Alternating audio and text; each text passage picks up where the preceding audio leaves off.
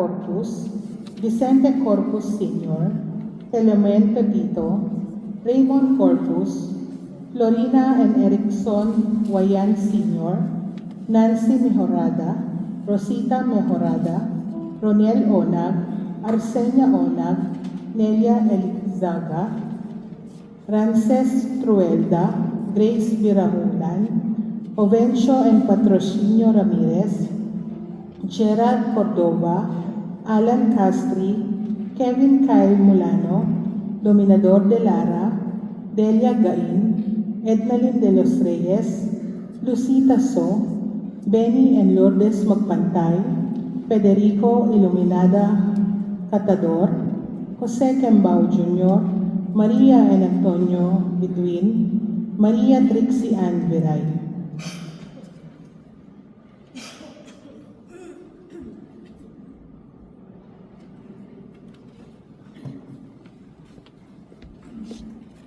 Tayo ngayon ay nasa ikatlong linggo ng Adbyento at ginugunita din natin ang linggo ng Gaudete.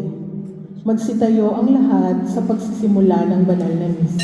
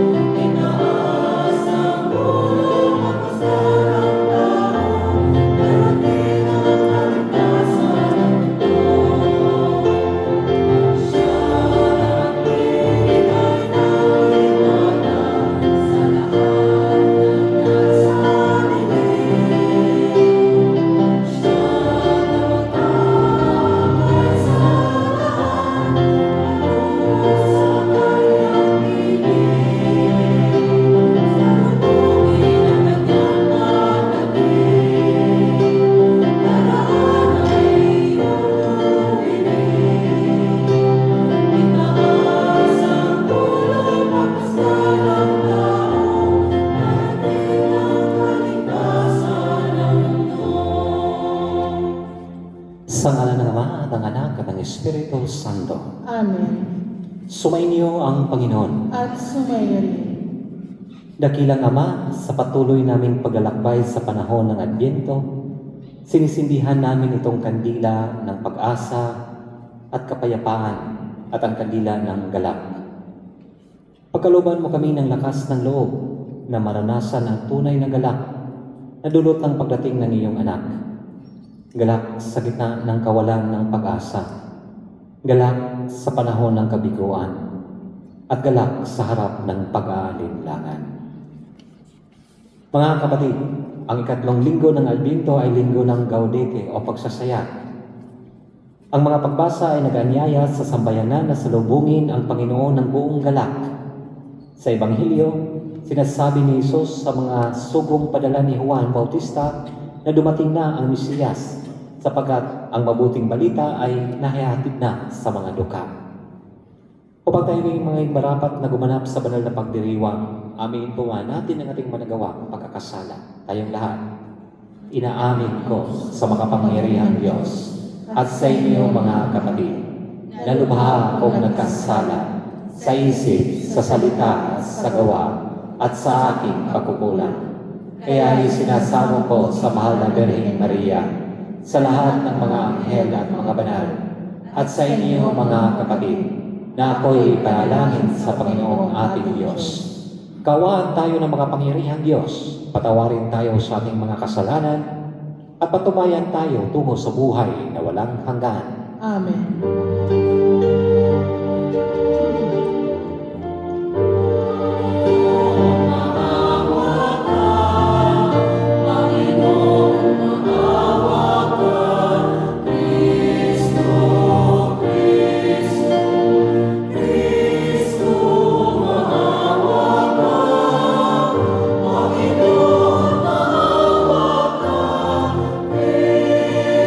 Cristo,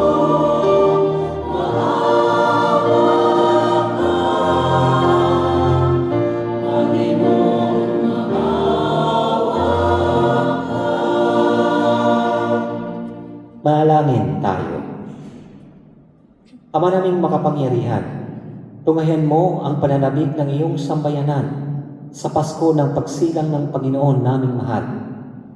Pasapitin mo kami sa kagalakang dulot ng kanyang pagtubos at pagsiglahin mo kami sa pagpapasalamat sa iyong kaloob. Sa pamamagitan niya, kasama ng Espiritu Santo, magpasawalang hanggan. Amen. Magsiupo ang lahat. Sa unang bahagi ng pagdiriwang, ang pagpapahayag ng salita ng Diyos. Nagdulot ng kagalingan at kagalakan ang pagdating ni Yahweh sa kanyang bayan. Ang nagdurusang bayan ng Israel ay aawit sa kaligayahan sa pagbabalik nila sa kanilang tahanang Jerusalem. Ito rin ang inaasahan nating mga Kristiyano sa muling pagdating ng Panginoong Hesus. Susunduin niya tayo at ihahatid sa walang hanggang kaharian ng Ama. Pakinggan natin ang unang pagbasa. Pagbasa mula sa aklat ni Propeta Isaias. Ang ulilang lupaing malaon ng tigang ay muling sasaya. Mananariwa at mamumulaklak ang ilang. Ang dating ilang ay aawit sa tuwa. Ito'y muling gaganda tulad ng mga bundok ng Libano at mamumunga ng sagana tulad ng Carmelo at Saron. Mamamasdan ng lahat ang kaningningan at kapangyarihan ng Panginoon. Inyong palakasin ang mahinang kamay at patatagin ang mga tuhod na lupaypay. Ito ang sabihin sa pinanghihinaan ng loob. Huwag kang matakot. Lakasan mo ang iyong loob. Darating na ang Panginoong Diyos at ililigtas ka sa mga kaaway. Ang mga bulag ay makakikita at makaririnig ang mga bingin. At tulad ng usa, ang pilay ay lulundag, aawit sa galak ang mga pipig. Ang mga tinubos ng Panginoon ay babalik sa Jerusalem. Masiglang umaawit ng pagpupuri. Paghaharian sila ng kaligayahan. Lungkot at dalamhati ay mapapalitan ng tuwa at galak magpakailanman. Ang salita ng Diyos. Salamat sa Diyos. Salmong tugunan. Halina, Panginoong Diyos, upang kami ay matubos. Halina, Panginoong Diyos, upang kami ay matubos. Ang maaasahang lagi, Panginoon, panig sa naapi.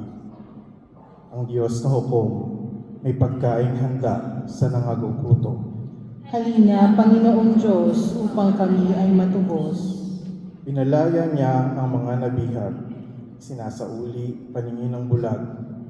Lahat ng inapi ay tinataas, ang mga hinirang niya'y nililingat. Halina, Panginoong Diyos, upang kami ay matubos. Isinasanggalang ang mga dayuhan, sa lupain nila'y doon tumatahan. Tumutulong siya sa balot ulila, masamang balangkas, pinipigil niya. Halina, Panginoong Diyos, upang kami ay matubos. Walang hanggang hari ang Diyos na poon, nabubuhay lagi ang Diyos mo, Sion. Halina, Panginoong Diyos, upang kami ay matubos. Pinapayuhan ni Santiago ang mga Kristiyano na manatiling tapat sa kanilang pananampalataya at mabuhay sa pag-ibig at kapayapaan. Sa kabila ng mga paghihirap sa buhay, tahimik ngunit mabisang kumikilos ang Panginoon. Pakinggan natin ang ikalawang pagbasa. Pagbasa mula sa sulat ni Apostol Santiago. Kaya nga't magtiyaga kayo, mga kapatid, hanggang sa pagdating ng Panginoon. Tingnan ninyo ang magsasaka. Buong tiyaga niyang hinihintay ang mahalagang bunga ng kanyang bughirin at ang pagpatak ng una at huling ulan. Dapat din kayong magtiyaga. Tibayan ninyo ang inyong loob sapagkat nalalapit na ang pagdating ng Panginoon. Huwag kayong maghinanakitan, mga kapatid, upang hindi kayo hatulan ng Diyos sapagkat malapit nang dumating ang hukom. Mga kapatid, tularan ninyo ang mga propetang nagsalita sa ngalan ng Panginoon. Buong tiyaga silang nagtiis ng kahirapan. Ang salita ng Diyos. Salamat sa Diyos. Magsitayo ang lahat.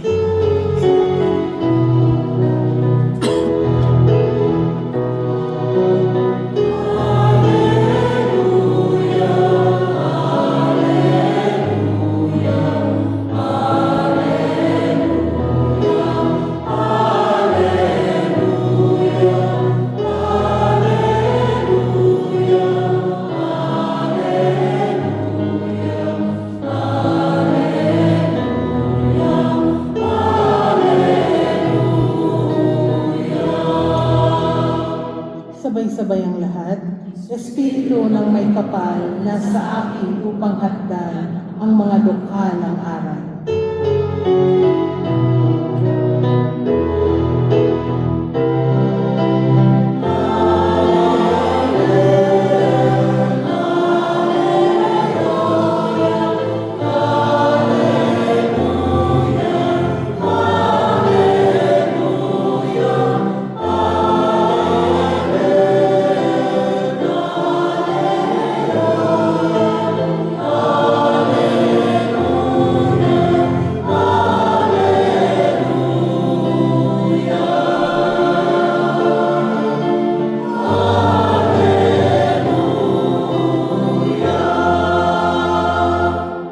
Sumainyo ang Panginoon. At sumayin. Ang mabuting balita ng Panginoon ayon kay San Mateo. Papuri sa iyo, Panginoon. Noong panahon iyon, nabalitaan ni Juan Bautista na nooy nasa bilangguan ang mga ginagawa ni Kristo. Kaya't nagsugo si Juan na kanyang mga alagad at ipinatanong sa kanya, "Kayo po ba ang ipinangakong paririto o maghihintay pa kami ng iba?" Sumagot si Jesus, "Bumalik kayo kay Juan at sabihin sa kanya ang inyong narinig at nakita. Nakakikita na ang mga bulag, nakalalakad ang mga pilay, gumagaling ang mga kitungin, nakaririnig ang mga bingi, muling nabubuhay ang mga patay, at ipangangaral sa mga dukha ang mabuting balita. Mapalad ang taong hindi nag-aalinlangan sa akin." Pag-alis ng mga alagad ni Juan, nagsalita si Jesus sa mga tao tungkol kay Juan. "Bakit kayo lumabas sa ilang? Ano ang ibig ninyong makita? Isa bang tambo na inuugoy ng hangin? Ano nga ang ibig ninyong makita? Isang taong may maringal na kasuotan? Ang mga nagdaramit ng maringal ay nasa palasyo ng mga hari. Ano nga ba ang ibig ninyong makita? Isang propeta? Oo, at sinasabi ko sa inyo, higit pa sa propeta, sapagkat si Juan ang tinutukoy ng kasulatan. Narito ang sugo ko na aking ipinadadalang mauunas sa iyo. Ihahanda niya ang iyong daraanan. Sinasabi ko sa inyo, sa mga isinilang, wala pang lumilitaw na higit na dakila kay Juan Bautista. Ngunit ang pinakaaba sa mga taong pinaghaharian ng Diyos ay dakila kaysa kanya." Mga kapatid, ang mabuting balita ng Panginoon. Pinupuri ka namin, Panginoong Hesukristo. Magsiupo ang lahat. Magandang gabi po sa ating lahat. Sa magandang malamig na gabi sa atin po. Wala pong sinisipon, walang inuubo. Salamat dahil papasok po tayo sa simbang gabi at kailangang malakas. Abang palakas ng palakas ay unti-unti ninyong manghihina at manghihina. No? Kasi magpupuyat. Mga kapatid, ilang gabi na lang at tayo po ay mag-uumpisa ng Misa di Gallo. No? Hindi simbang gabi, baka mamaya may pupunta dito ng gabi. Wala pong misa ng gabi. Tinatry ko na magkaroon ng gabi, pero may mga schedule na masasagasaan at hindi po pwede talaga na hindi kumplituhin ang simbang gabi. Kaya ang tawag natin diyan ay Misa di Gallo. 4:15 ang umpisa ng ating Misa di Gallo. By 4 ay magkakaroon tayo ng karolin. At 3:30 ay magkakaroon po tayo ng rosary. So with that, pagdasal din po natin na magandang panahon at hindi po umuulan. Kadalasan ay umuulan din naman. Kaya ingat sa ating katawan. Nasa 2 linggo na po tayo sa Adbento, na kung saan sinisindihan natin ang kulay rosas, no? Sumisimbolo, nagbibigay sa atin ng lakas ng loob na habang naghihintay po tayo sa pagdating ng ating Panginoon. It gives us courage to persevere while waiting the coming of Jesus. At ang kandila na yan ay sumisimbolo ng kaligayahan, sumisimbolo ng kagalakan. At para tila yatang napakahirap, kung tatanungin natin ng ating sarili, napakahirap magsaya kapag ikaw ay may problema. Totoo nga ba? Nakakangiti ka ba kapag ikaw may problema? Nakakangiti, pero hilaw. Nakakangiti, pero may kibit-balikat. No? Maraming problema.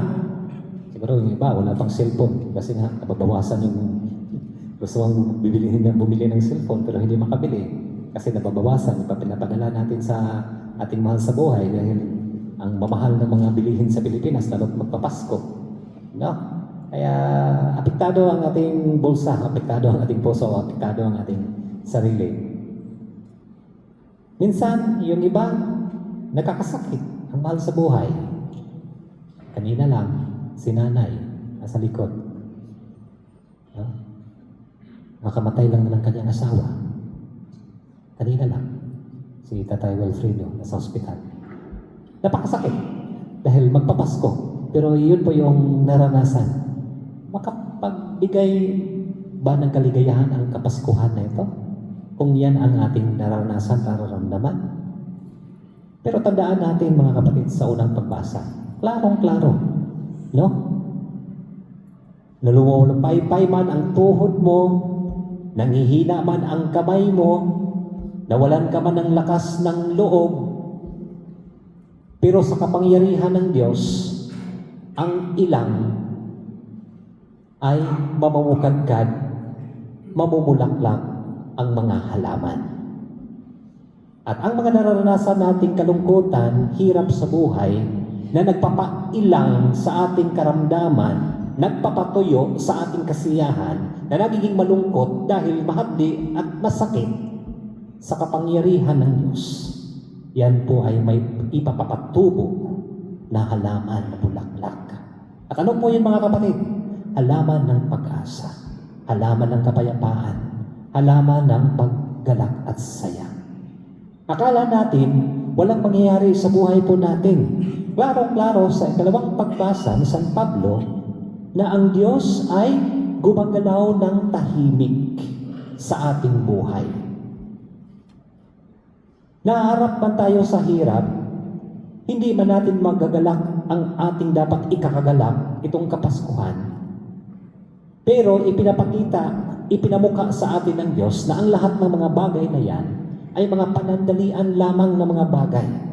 At may mga bagay na kung saan dapat nating tanggapin. At huwag po tayong mag-alinlangan na tanggapin. Huwag po tayong manghihina sa ating sarili na tumanggap sa mga ito. Na ang inaakala natin ay ang mga bagay na natanggap na natin, yun na ang pinakadakila. Pero sa Diyos, bibigyan ka pa ng higit doon. Okay, buhay. Akala natin ang buhay ay nandito lang. Pero hindi natin alam, o alam na natin, nakalimutan natin dahil sa mga mahal na dito sa buhay na ang ating inaalagaan, na ating sinusuportahan, na yun na po ang pinaka-highest form of life. No, hindi po yun ang pinaka-highest form of life. Biological life is not the highest form of life. We have the eternal life, the spiritual life. Kaya nga, ang lahat ng mga pagbasa ay tumututok hindi sa mga material ng mga bagay na magagalak po tayo, kung hindi yung anak ng Ama na darating sa atin. Doon po tayo tututok sa Kanya. Namnamin natin ang Kanyang pagdating. Lilinisin natin ang ating sarili sa mga kalungkutan. Papanabikin po natin ang ating sarili sa kanyang pagdating. Paano po natin ito i-activate? Sa pamagitan ng ating pananampalataya.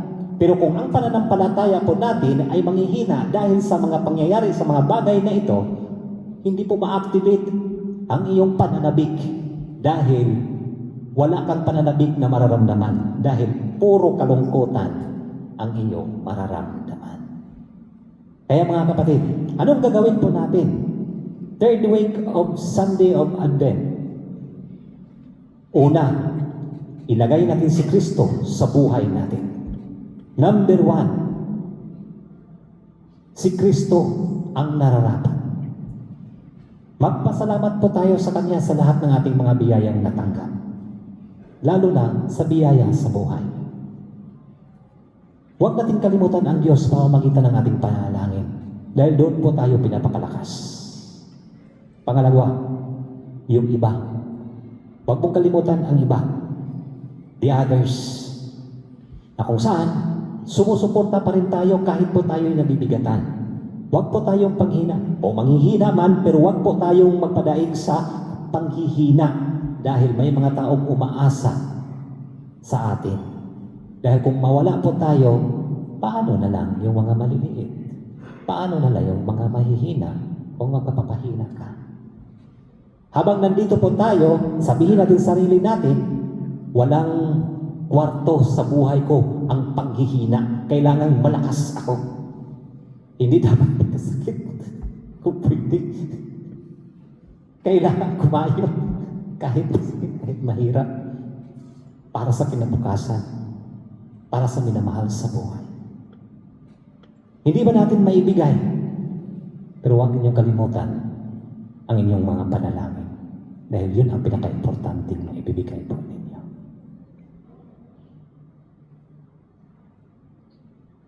Wala man tayong gaanong matanggap ng mga material na pera. Pero maraming grasya ang Diyos na ibinibigay sa atin. Yun lang, kung ating tanggapin at buksan ang ating mga paningin sa mga bagay na napakagandang natanggap na natin, pero hindi natin na-appreciate ang mga ito. Ano po yun? Relasyon. Pagkakaibigan. Yun po ang sumusuporta. Yun po ang papapalakas sa atin tuwing tayo po'y nanghihina. Dahil ang Diyos ay nandyan lang. Look around. Look around you. Nandyan lang ang Diyos. Buksan mong iyong puso. Dahil ikaw ang tumatanggap sa lahat ng biyayang ito. Kaya kapag inuuna mo si Jesus, sinusunod mo ang iba, yung kaligayahan ni Jesus, ay kaligayahan na niya. Kaligayahan na siya. Hindi niya kailangan ibibigay yan sa iyo. Kaligayahan ng iba na natanggap dahil nanggagaling sa iyo, ibabalik po sa iyo yun, double, triple, fourfold. And that is joy. Jesus, others, and you. In time of Christmas, dapat nating tandaan na habang tayo'y naghahanda, huwag po nating i-fade ang ating pag-asa na si Jesus ay nandyan na. Dahil kung paandap-andap ang ating pagtitiwala at pag-asa, Christ will remove from Christmas. And what will remain? Only Mass. And Mass means in Spanish, Mas, more of. More of. Mas. Masyado. Mas masaya. But that Mass, you will remove Christ, meaning are sad because without Christ. Kaya kahit wala man tayo, kahit nawalan man tayo, kinapos man tayo, magsimba. Dahil siya ang lahat ng kapunuan sa ating mga kakulangan. Si Kristo at wala ng iba. Dahil siya ang dahilan ng ating kagalakan. Patubuin natin ito sa pamamagitan ng paghihintay, paging aktibo sa ating pananampalataya. Amen.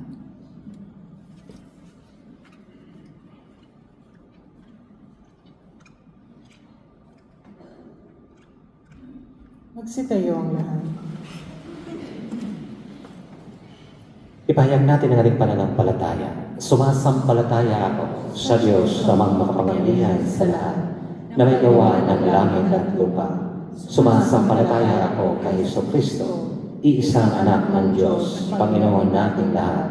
Nagkatawang tao siya lalang ng Espiritu Santo. Ipinanganak ni Santa Maria Virgen.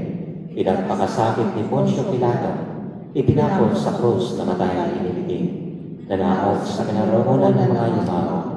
Nang may katlong araw na buhay na paguli. Umakyat sa langit, nalulublok sa kanan ng Diyos amang makapangyarihan sa lahat. Doon magmumula ang paririto at uupo sa nangabubuhay at nangamatay na tao. Sumasampalataya naman ako sa Diyos, Espiritu Santo, sa banal na simbahang Katolika, sa kasamahan ng mga banal, sa kapatawaran ng mga kasalanan, sa pagkabuhay na muli na nangamatay na tao, at sa buhay na walang hanggan. Amen. Manalangin tayo sa ating Ama upang tulungan niya tayo sa ating pagkabalisa habang naghihintay sa ating tagapagligtas. Pagkalooban nawa niya tayo ng galak sa ating puso, ang ating itutugon sa mga bawat kahilingan at panalangin. Ama, tulungan mo kaming maghintay ng may galak. Ama, tulungan mo kaming maghintay ng may galak.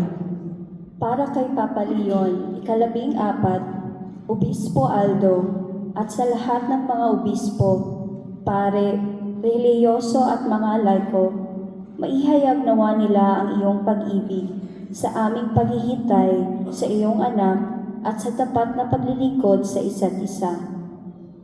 Manalangin tayo. Ama, tulungan mo kaming maghintay ng may galak. Para sa Emir ng Kuwait, ang kanyang kamahalan, Sheikh Michal Al-Ahmad Al-Jabr Al-Sabah, sa Crown Prince, Sheikh Sabah Al-Khalid Al-Hamad Al-Mubarak Al-Sabah, at para sa lahat ng mamamayan ng Kuwait, naway pagpalain at protektahan sila ng Diyos at pagkalooban ang bansang ito ng pangmatagalang kapayapaan, kaligtasan at katiwasayan. Manalangin tayo. Ama, tulungan mo kaming maghintay ng may galak. Itinataas namin sa iyo, O Diyos, ang mga pasaning aming daladala ngayon, mga pasaning nagdudulot ng kapanglawan sa aming mga puso. Maghari pa rin nawa ang galak sa gitna ng aming mga pagdurusa. Manalangin tayo. Ama, tulungan mo kaming maghintay ng may galak. Yakapin mo sa iyong walang hanggan at masayang piling magpakailanman ang mga yumao naming umaasang humimlay sa piling mo. Manalangin tayo. Ama, tulungan mo kaming maghintay ng may galak. Sa ilang sandali ng katahimikan, itaas natin sa Diyos ang ating mga pansariling kahilingan, gayon din ang mga taong lubos na nangangailangan ng ating panalangin. Manalangin tayo. Ama, tulungan mo kaming maghintay ng may galak. Ama, pagkalooban mo kami ng kagalakan habang matyaga kaming naghihintay sa malawalhating pagkakatawang tao ng iyong anak. Siyang aming pag-asa at galak, si Jesucristo na aming Panginoon. Amen. Magsiupo ang lahat para sa ikalawang bahagi ng pagdiriwang ang huling hapunan.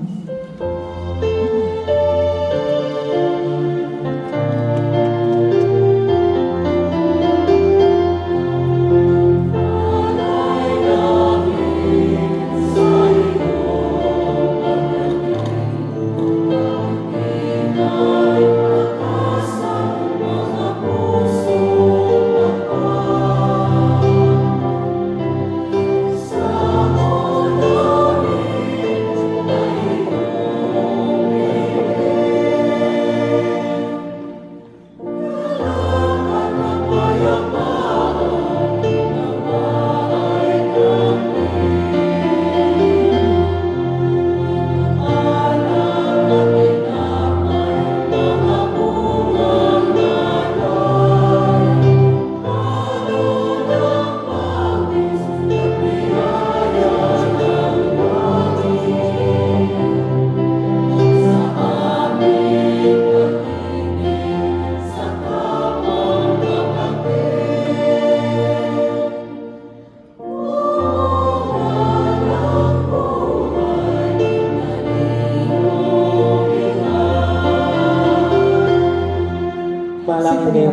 kapatid, upang paghain natin ay kalugdan ng Diyos sa mga makapangyarihan. Tanggapin nawa ng Panginoon itong paghahain sa iyong mga kamay, sa kapulihan niya at karangalan, sa ating kapakinabangan at sa buong sambayanan niyang banal. Ama naming lumikha, maihain nawa lubos ang matapat naming paglilingkod sa pagganap sa itinatag ng iyong anak at sa pakikinabang sa iyong pagtubos sa aming lahat.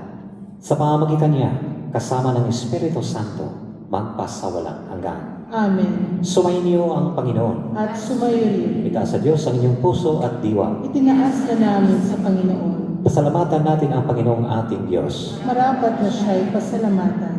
Ama naming makapangyarihan, tunay ng marapat na ikaw ay aming pasalamatan sa pamamagitan ni Jesucristo naming Panginoon. Siya ay sinugo mo upang matupad ang iyong magandang balak para sa lahat.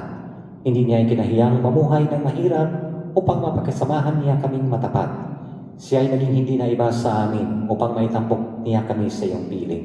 Sa kanyang latarang muling pagdating, ang pakikisama niya ay puspusang magniningning, at ang pangako niyang kapanapanabik ay inasahan niyang lubos na magakamit. Kaya kaisa ng mga anghel nagsisiawit ng papuri sa iyo na walang humpay sa kalamitan, kami ay nagbubunyi sa iyong kadakilaan.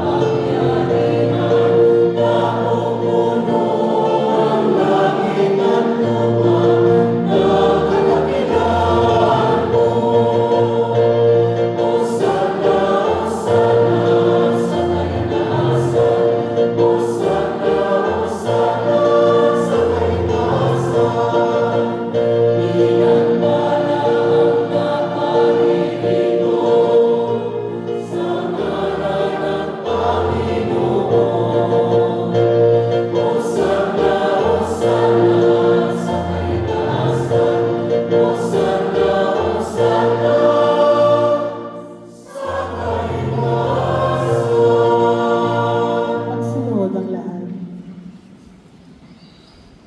Ama naming banal, ikaw ang bukal ng tanang kabanalan, kaya't sa pamamagitan ng iyong Espiritu, gawin mong banal ang kaloob na ito upang para sa amin ay magiging katawan at dugo ng aming Panginoong Jesucristo. Bago niya pinagtiis ang kusang loob na maging handog, hinawakan niya ang tinapay, pinasalamatan kanya, pinaghahati-hati niya yon, iniabot sa kanyang mga alagad at sinabi, "Tanggapin niyong lahat ito at kanin. Ito ang aking katawan na ihahandog para sa inyo."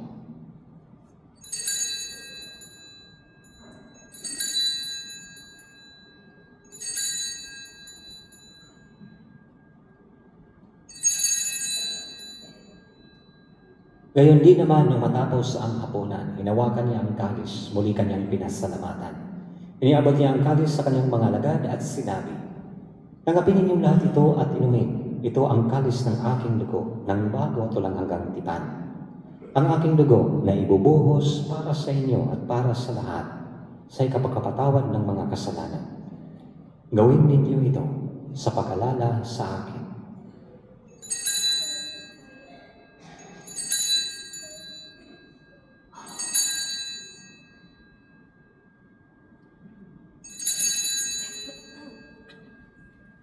Ipagbunyin natin ang misteryo ng pananampalataya.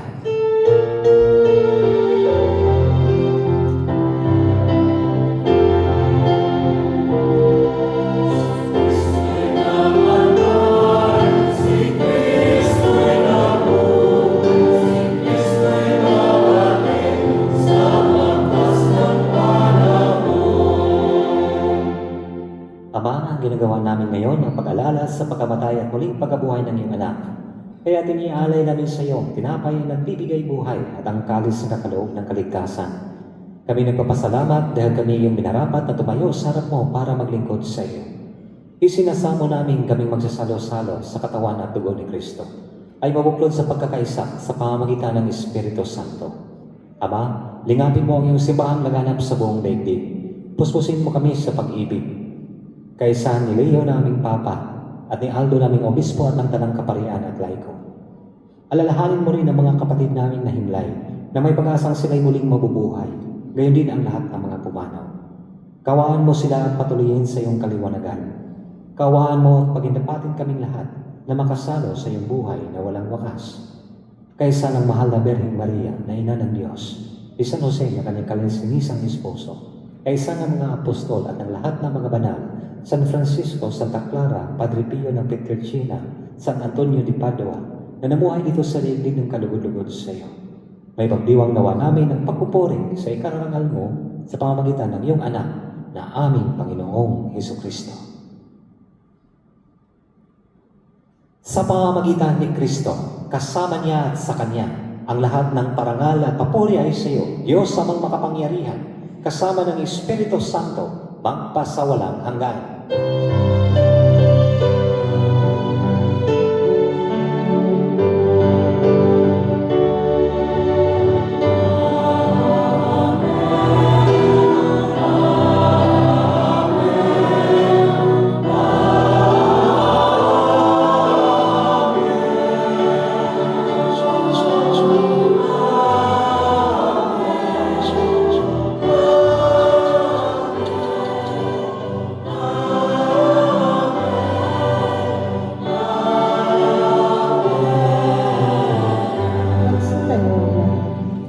Sa tagubilin ng mga galing na utos sa turo ni Jesus na Panginoon natin at Diyos, ipahayag natin ang lakas loob.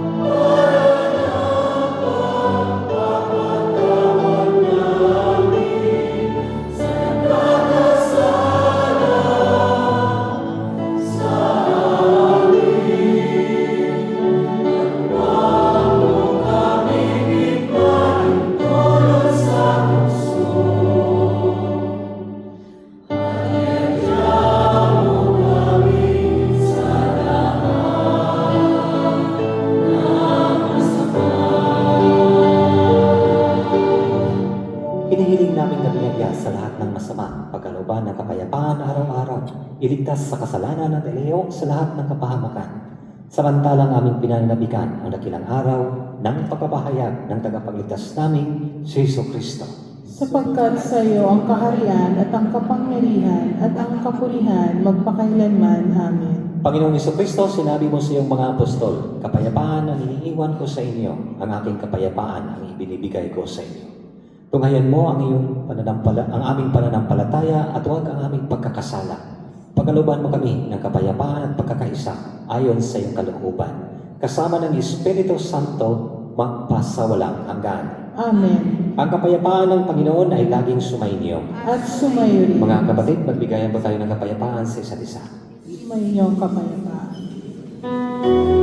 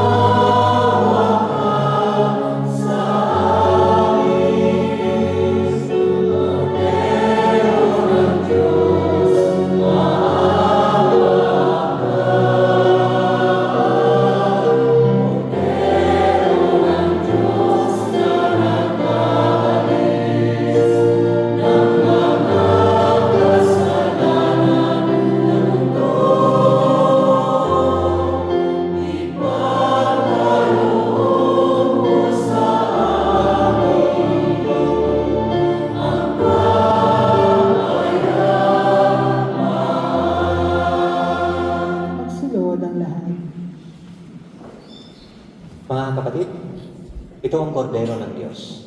Ang Diyos na nag-aalis ng mga kasalanan ng sanlibutan, ating mga kasalanan. Mapalad tayong inayahan sa kanyang biging. Panginoon, hindi ako karapat-dapat na magpatuloy sa iyo, ngunit sa isang salita mo lamang ay gagaling na ako.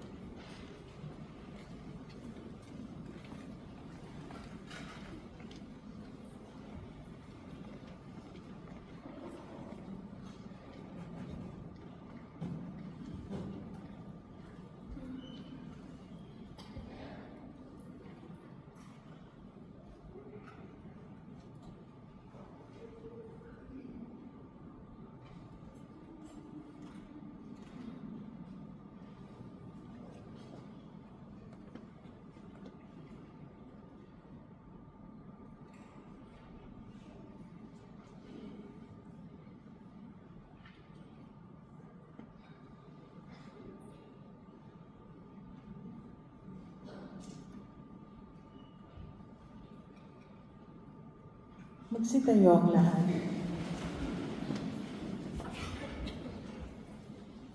Manalangin tayo. Ama naming mapagmahal, ang pinagsaluhan namin ngayon sa ikapagkapatawad ng mga kasalanan ay mapagindapat nawang kami maging handa para sa Pasko ng pagsilang ng iyong anak, na siyang namamagitan kasama ng Espiritu Santo magpasawalang hanggan. Amen. Magsiupo ang lahat. Parish announcement. The Advent box for the poor are located in the church and parish office. The 2026 parish calendars are now available for purchase at the parish office. The cost is only 1.5 KD. Kindly get your copy at the earliest, stocks are limited. The Advent confessions will be held on December 15, 16, and 17, Monday, Tuesday, and Wednesday, from 5:30 p.m. to 8 p.m. Parishioners are encouraged to make use of this opportunity to prepare spiritually and make a good confession. Father Raymond Eid will be celebrating his priestly ordination anniversary on December 17, Wednesday. Please say a prayer for him. All room and hall bookings from December 24 to January 1st are cancelled to prioritize Christmas masses and allow families to spend quality time together during festive season.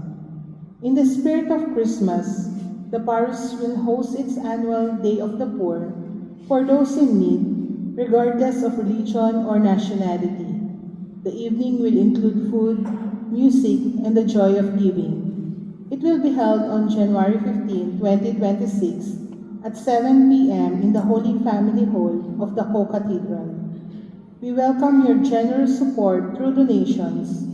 Volunteers will in the courtyard to receive contribution, or you may give them in the parish office. An official receipt will be provided for every contribution. Let's come together to bring Christmas joy to those far from home. Maraming salamat po. Maraming salamat din po sa mga naglingkod sa ating ngayong gabi. Lay ministers, lectors, and commentators, sacristan, assurance team, technical team, social communication, at choir. At sa inyong lahat na patuloy pong nangangalaga sa kanya-kanyang pananampalataya, pasalamatan natin ang Diyos sa mga biyayang ating natanggap kahit mahirap ay magpapatuloy po tayo. Magsitayo po ang lahat. Sumainyo ang Panginoon. At sumayayin. Iho ang inyong mga ulo at tanggapin ang pagkapala ng Diyos. May the Lord bless you. May the Lord keep you. May He show His face to you and have mercy.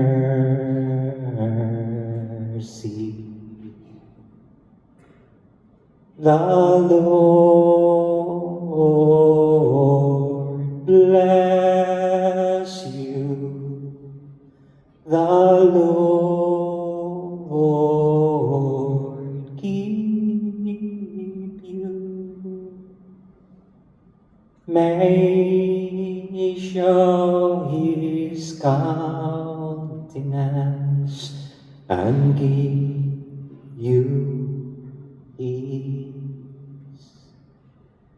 The Lord bless you. At pagpapalain kayo at ang buong pamilya ninyo ng makapangyarihang Diyos Ama at ang Anak at ang Espiritu Santo. Amen. Tapos ng ating banal na pagdiriwang, humayo kayo na puno ng pag-ibig, kapayapaan at kagalakan ng ating Panginoong Jesucristo. Salamat sa Diyos.